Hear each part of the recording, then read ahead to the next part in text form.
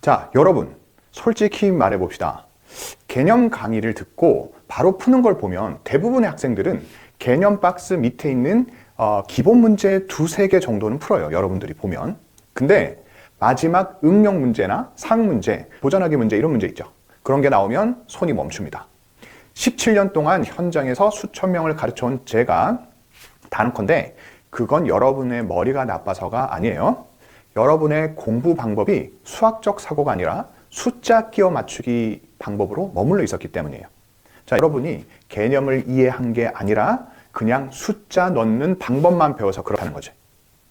자, 그런데도 여러분들은 개념에 구멍이 있다라고 하면서 또 다시 똑같은 방법으로 공부를 시작해. 자, 오늘 영상 끝까지 보면 왜 여러분들이 응용 문제를 못 푸는지 그 이유와 함께 한 달 안에 마지막 응용 문제까지 밀고 풀어내는 힘, 그 능력을 키우는데 3단계 공부법을 전부 다 공개하겠습니다. 자, 볼게요. 여러분이 공부할 때 흔히 하는 실수 하나 보여드릴게요. 대부분의 문제집은요, 친절하게 위에 유형설을 얘기하는 거예요. 위에 공식이 적힌 게 박스가 있죠. 그 밑에 유형 문제가 한 4문제에서 5문제가 있어요. 그러면 여러분들은 문제를 읽다가 막히면 슬쩍 위를 봐. 그리고 이 공식 이렇게 쓰는 거네 라고 하고 숫자를 대입하죠. 이건 선생님 앞에서도 말했듯이 수학을 하는 게 아니라 숫자를 대입하는 연습을 하는 거라니까. 그런데 그걸 풀고 나서 학생들은 이렇게 착각해요. 야, 나 이제 개념 그래도 좀 되네. 그냥 어려운 문제만 조금 못 푸는 수준이네. 근데 이 마지막 응용 문제는 여러분들이 항상 별표 치고 넘어가죠. 왜냐하면 이 상난이도 문제는 대입을 막아놓은 문제야. 약간은 조금 더 응용을 해서 무언가를 더 구해야 되는 그런 상황인데 여러분들은 그 상황에서는 무엇을 구하라고 하는지도 이해도 못하고 조금 읽다가 그냥 넘어간다고요. 여러분들은 항상 이런 식이에요. 상문제나 또 시험지에서 또 어려운 문제를 보잖아요. 그럼 우리 뇌는 그냥 거기서 그냥 멈춰요. 선생님이 이거를 그냥 박스의 저주라고 한다고. 박스의 저주. 자, 그러면 다시 마지막으로 선생님이 이제 딱 여러분들한테 정의를 내리면 기본 문제만 풀 수 있는 학생은 개념을 아는 학생이 아니고 대입을 해서 그냥 문제를 풀 수 있는 학생이에요. 이걸 인정하고 가야 돼요. 그러니까 여러분들이 개념이 완성된 게 아닌데 개념은 어느 정도 했어요 라고 한다고요. 자, 그러면 선생님이 이제 첫 번째 해결책을 한번 알려드릴게요. 첫 번째는 나만의 언어로 재가공하라. 자, 첫 번째 단계예요. 우리가 인강이나 수업을 들을 때 선생님이 적어주는 걸 그대로 복사하는데 그러지 말라고요. 일시 정지를 누르고 그것을 다시 나만의 언어로 다시 써야 돼. 자, 예를 들어볼게요. 만약에 여러분들이 피타고라스가 나왔어. 피타고라스를 배운다고 해요. 여러분들 이거 흔히 다 아는 거니까. 자, 직각삼각형에서 뭐예요? 자, 빗변을 C라고 하고요. 자, 밑변하고 B가 있어요. 그러면 우리 공책이나 선생님들이 써주신다고 이렇게. 이렇게 C의 제곱은 A의 제곱 플러스 B의 제곱이라고 이렇게 써준단 말이에요. 그러면 여러분들은 그냥 요거 하나 달랑 적어놓고 넘어간단 말이야. 이거는 너무 쉬운 예이기 때문에 선생님이 요걸로만 이렇게 보여주지만 하여튼 이 간단한 예에서도 이렇게 써야 되는 거야. 여러분들의 언어로 밑에다가 또는 옆에다가 뭐라고 적냐면 이걸 이제 자기화시키는 건데 직각삼각형에서 빗변의 제곱은 나머지 두 변의 제곱의 합과 같다. 또는 직각삼각형에서 가장 긴 변의 제곱은 나머지 두 변의 제곱의 합과 같다. 이런 식으로 내 걸로 만들어서 써야 돼. 알겠어요? 여러분들이 이렇게 쓰는 연습을 계속 하잖아요. 이렇게 계속 쓰는 연습을 하면 이제 내 걸로 만드는 과정이 첫 번째 일어나는 거라고요. 알겠어요? 자, 그러면 여러분들한테 선생님이 항상 얘기하는 거지만 남한테 설명을 자기 말로 하지 못하면요. 그건 모르는 것 같은 거예요. 자, 오늘부터 인강 들을 때 매분 딱 정리를 하고 나면 또는 개념을 배우고 나잖아요. 그러면 이것을 나만의 언어로 다시 정의해서 정리해 보는 거야. 시간이 처음엔 걸리지만 사실상 여러분들이 나중에 복습하게 됐을 때 처음부터 새로 하는 거나 또 공부할 때 다시 개념을 찾아보는 것보다는 훨씬 더 효과적인 방법이에요. 알겠죠? 첫 번째, 여러분들 언어로 다시 정리하라는 거야. 필기할 때 그냥 복사하지 말라는 뜻입니다. 알겠죠? 자, 두 번째인데요. 5분 정도의 괴로움을 견뎌라. 자, 이게 무슨 뜻이냐면 자, 선생님이 이 부분이 아주 수학 공부할 때 가장 중요하다고 생각합니다. 개념을 배웠다면 여러분들은 예제 문제를 무조건 인강을 멈추고 또는 수업을 들을 때 수업을 듣고 난 다음에 새로운 예제를 풀 때는 여러분 스스로 풀어야 돼요. 자, 우리가 일반적으로는 이렇게 합니다. 일반 인강을 듣든 학교 수업을 듣든 학원에서 수업을 듣든 강의를 듣죠. 그러면 선생님들이 이제 진도를 계속 빨리 빼야 되는 상황이니까 여러분들한테 시간을 주지 않는다고요. 그래서 어떻게 하냐면 개념이 이렇게 된다는 걸 설명을 하고 그 다음에 뒤에 있는 예제 문제를 계속 풀어줘요. 그럼 여러분들은 저렇게 하는구나 라고 하고 그 다음에 어떻게 하느냐? 똑같이 숫자 넣는 방법을 배우는 거야. 무슨 얘기냐면 개념을 적용해서 문제를 푸는 과정을 배워야 되는데 그러려면 나 혼자 적용해 봐야 되는 시간이 꼭 필요해요. 그런데 여러분들은 개념은 어떻게 되는지는 모르겠고 작게 푸는데 선생님한테 자기도 무의식적으로 그걸 배우는 거야.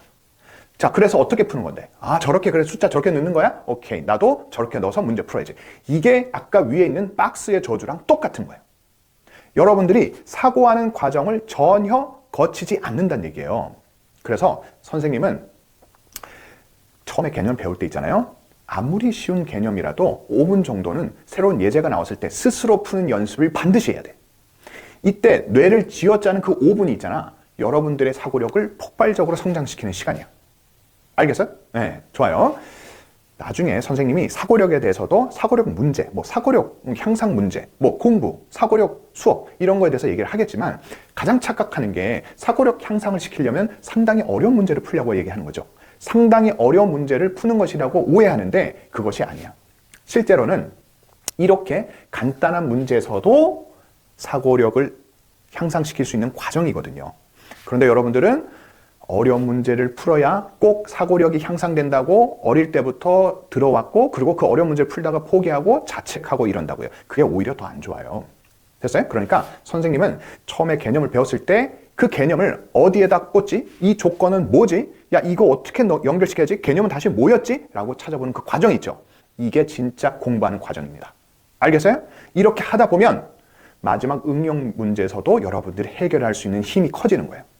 그러니까 여러분들한테 숫자를 대입해서 푸는 능력을 키우라는 게 아니라 개념을 적용하는 힘을 키우라는 거죠.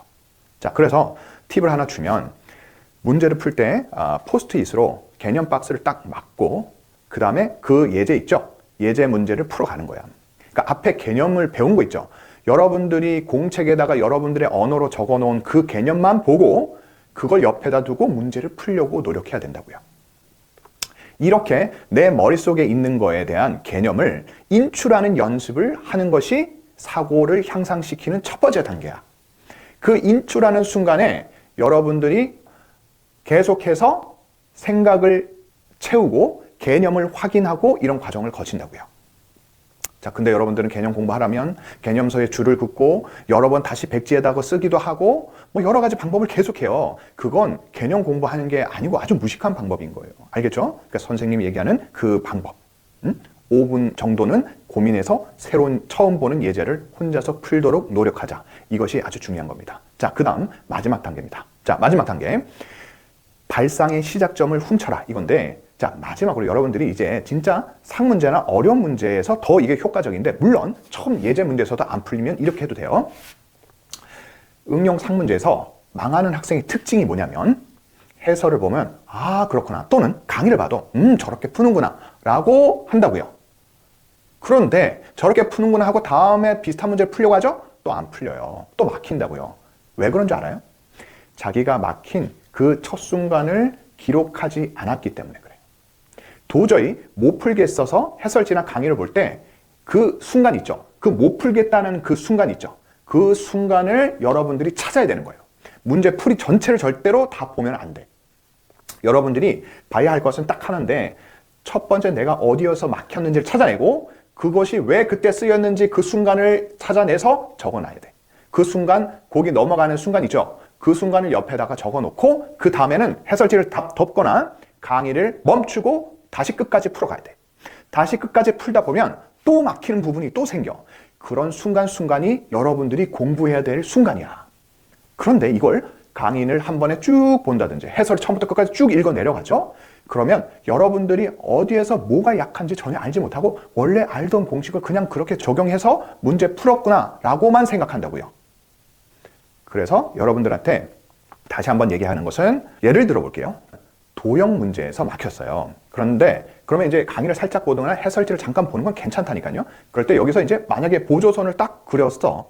그래서 문제를 이렇게 푸는구나라는 걸 딱 찾았잖아요. 그러면 그 순간에 그걸 딱 확인을 하고 해설지나 강의를 멈춰야 된다고요. 그리고 다음에 거기 부분을 표시를 해놓고 이제 옆에다가 쓰는 거죠. 한두 줄 정도를 쓰는 거야. 원이 나오면 중심과 연결하는 보조선을 긋자라든지, 또는 뭐 다른 예는 내가 만약에 사인 값을 구해야 되는데 사인은 빗변분의 높이인데 문제에서 보니까 빗변이 안 주어졌어요. 그럼 빗변을 구해야 될 거 아니야. 근데 빗변을 구하려고 봤더니 내가 알던 공식이 피타고라스인데 그게 생각이 안 났어요. 그러면 여러분들은 직각삼각형에서 한 변을 모를 때는 피타고라스를 떠올려야겠다, 이렇게 적어야 된다고요. 이 한 줄 한 줄이 여러분들의 실력을 바꿔요. 물론 내가 지금 아주 간단한 예를 보여주면서 여러분들한테 설명하고 있지만 실제로 고3 모의고사에서 고난도 한 문제에 이런 여러 가지 발상들이 정말 복잡하게 엉켜 있단 말이야. 그럴 때마다 여러분들은 모두 상세하게 한 줄 한 줄을 아이디어 노트로 기록해둬야 돼요. 알겠어요? 응용은 많이 아는 게 아니라 첫 행동의 발상 있죠. 문제를 봤을 때 어떻게 풀어야 되는 그 발상 있지. 그것을 알아야 되고, 이게 바로 발상 노트예요. 개념은 아는데, 공식도 아는데 문제를 못 푸는 이유는 첫 단추를 꿰는 방법을 모르기 때문에 그래. 이 발상들을 하나씩 수집을 해서 여러분들의 그 오답 노트 안에 발상이라는 여러 가지 아이디어들을 다 집어넣어놓고 정리를 해두잖아요. 그러면 여러분들의 실력은 확연히 올라갈 수 있어요. 자, 다시 한번 정리를 할게요. 해설을 볼 때 전부 이해가 목표가 절대 아니야. 전부 그냥 쭉 이해하면서 해설지를 전체 막 복사해서 막 쓰는 애들도 있고 한데 그게 아니라고. 내가 못 떠올린 아이디어 한 줄이 그게 목표야. 그 한 줄 적는 것이 여러분들이 바로 해야 될 것입니다. 알겠죠? 자, 그러면 다시 한번 정리할게요. 기본 문제 두세 개 풀린다고 개념을 아는 게 아니라는 거야. 여러분들은 그동안 완전히 잘못 공부한 거야. 반드시 개념을 처음에 배울 때부터 내 언어로 재가공하는 거야. 알겠죠? 박스 가리고 문제 풀이를 하려고 노력해야 돼요. 5분 정도. 예제 강의를 풀어주는 강의를 멈추고 내가 5분 정도 노력을 해야 돼요.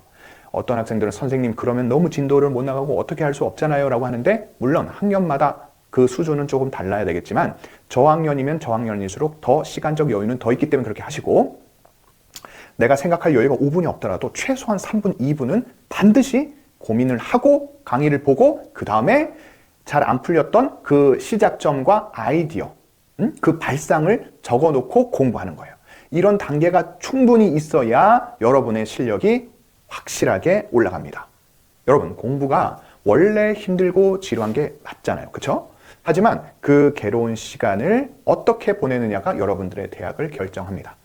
17년 동안 쭉 봐온 성적 역전의 많은 학생들은 모두 이 과정을 거쳤어요. 자, 오늘부터 딱 한 달만 이렇게 해보세요. 안 풀리던 고난이도 문제가 풀리기 시작하는 전율을 느낄 수도 있습니다. 자, 오늘 영상이 도움이 됐다면 구독과 좋아요 부탁드리고, 여러분들 궁금한 점 있잖아요. 댓글로 남겨주세요. 제가 직접 답글 달아드리겠습니다. 감사합니다.